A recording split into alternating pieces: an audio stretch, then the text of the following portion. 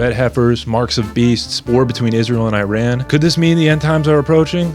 Probably. We're going to talk about it today on the Showseph. As always, I'm your hostess with the mostest, Joseph, and I'm going to let you know what's going on and if we truly are in the end times.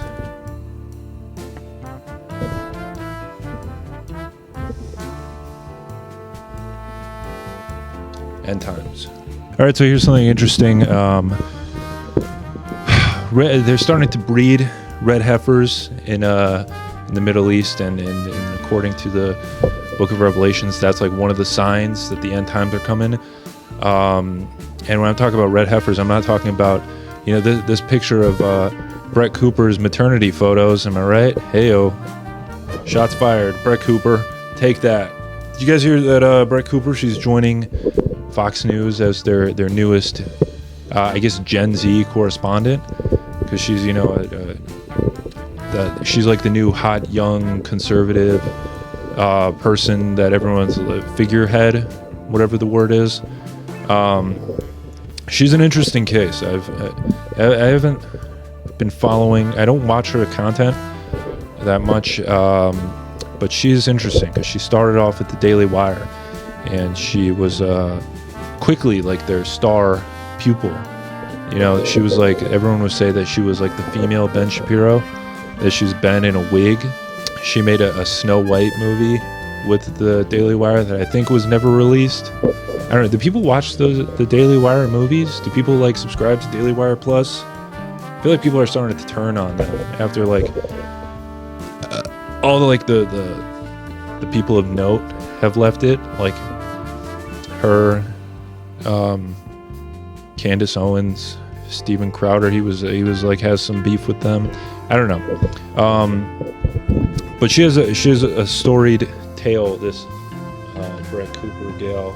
She started her own show podcast thing on her own YouTube channel, and immediately got over 1 million subscribers. I think within the first video, she was a big deal. Everybody loves this gal.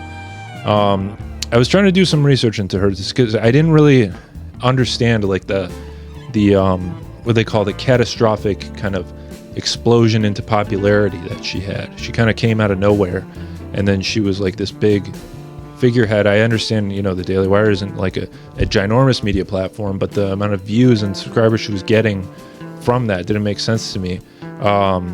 Just the fact that she kind of came from nowhere and then joined their platform and blew up off of it. I found it interesting, and I was trying to find out what she was doing. She had minor acting roles prior to. Listen, I don't have anything against her, okay? I don't have beef with her.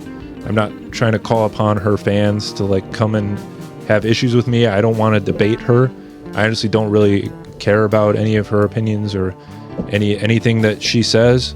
I'm sure we'd probably agree on a lot of stuff, but I was fascinated with how she was able to kind of quickly rise to the top. And then to find out recently she's joining Fox News as a correspondent. To me, anytime someone goes from independent to being a part of something, to me that's not a good sign, because now she has some force behind her. It's a lot of what was going on with Tucker Carlson. He was let go or left Fox News, whatever, because there was some disagreements with some of the stuff he was saying, and then he went off and kind of does his own independent journalism now. And I've been seeing the TikTok comments. They're saying oh, I can't believe I'm finally agreeing with Tucker Carlson. In today's day and age, Brett Cooper moving to joining Fox News could actually lose her credibility. Maybe it will for the older folk who still watch legacy media or tune in, but in terms of us young cool folk who watch YouTube and grew up on YouTube, is that what people are tuning in to see? Do people want to watch her on Gutfeld?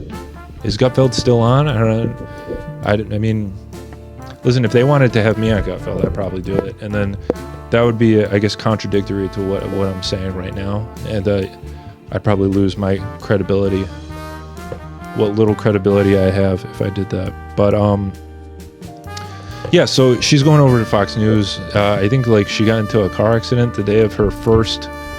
She was supposed to do her first show, so that she wasn't able to appear. So I mean that sucks. I hope she's, no one was injured, and I hope that she's doing okay, and that she's gonna, bring some good stuff to them. I was looking into like what her origin was, like where did she come from? Like I think a lot of people are, where the fuck did she come from?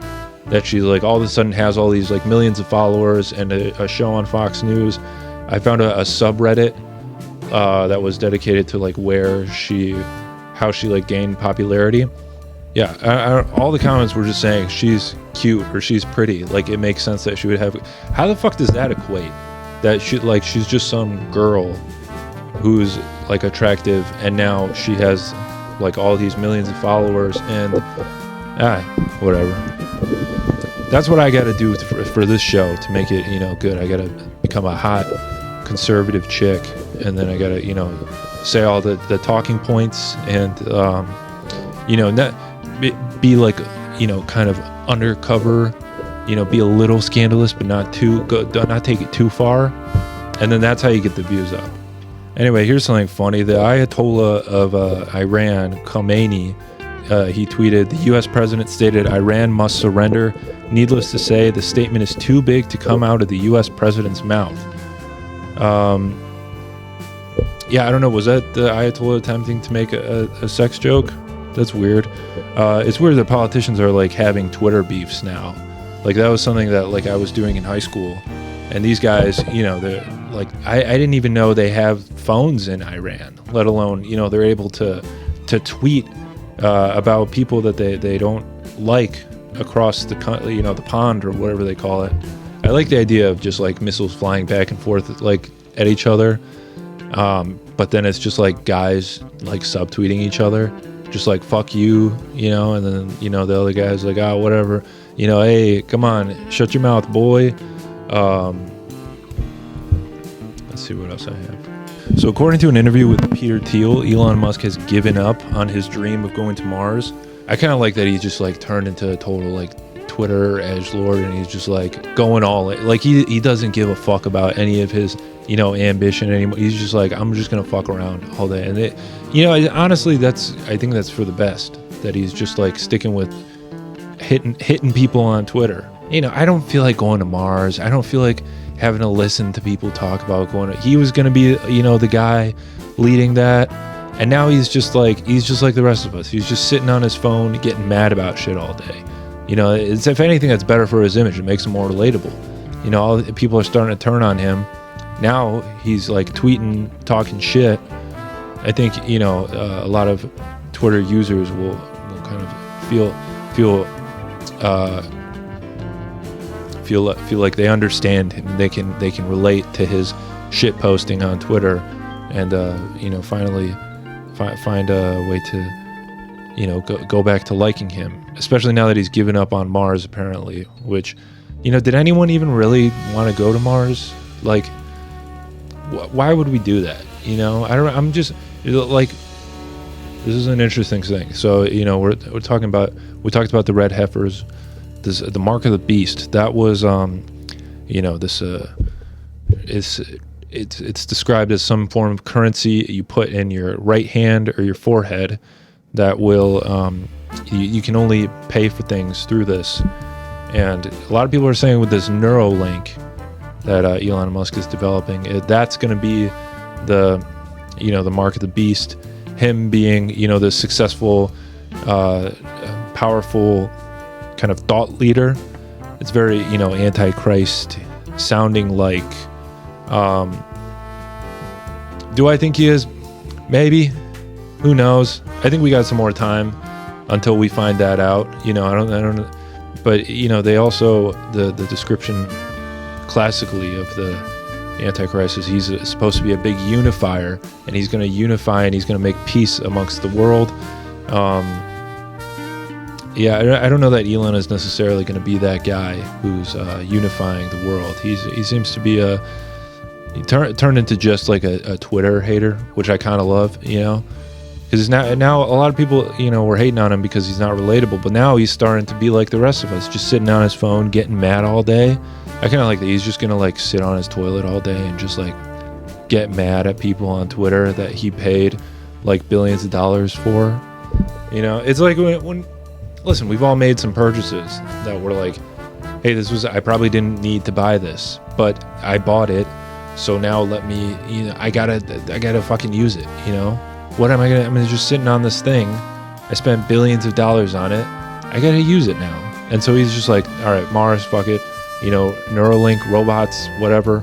I'm going all in on just, having fun on Twitter, which I think is a smart move.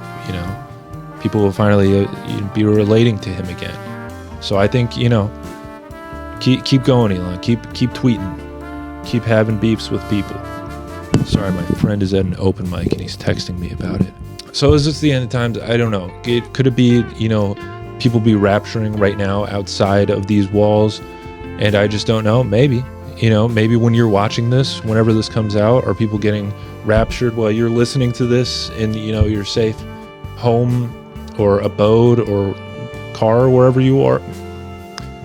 Who knows? I'm certainly not one to tell. I'm a good Catholic boy. I know you're not supposed to, no man is supposed to know the date or time that this is all going to end. So I'm not going to throw any predictions out there, but leave a comment down below. What do you think? You think this is it? You think we're all, you think Elon and Brett Cooper are going to be the reason we're all going down? Hey, we didn't even talk about this new Sabrina Carpenter album. Did you guys listen to it? Maybe I'll talk about that on the next episode. Who knows? We'll talk about, whatever you want, whatever I want, I guess, because I put this together. But that's Sabrina Carpenter. Let me tell you, I wasn't a fan of this new song, but if you want to hear what my thoughts are on it, then you gotta come back to see. I actually don't remember. It's been a couple weeks since I listened to that song, so I don't remember. But it was probably not as good as Espresso, not as good as Feather. I'll just say it. So yeah, leave your thoughts down below. What should I talk about next time? Was this good? Was this funny? Does anybody care? Is anybody watching? Yeah, and if you like this, check out the P-Boys podcast. Shout out them. And I'll see you next week. Showseph time out.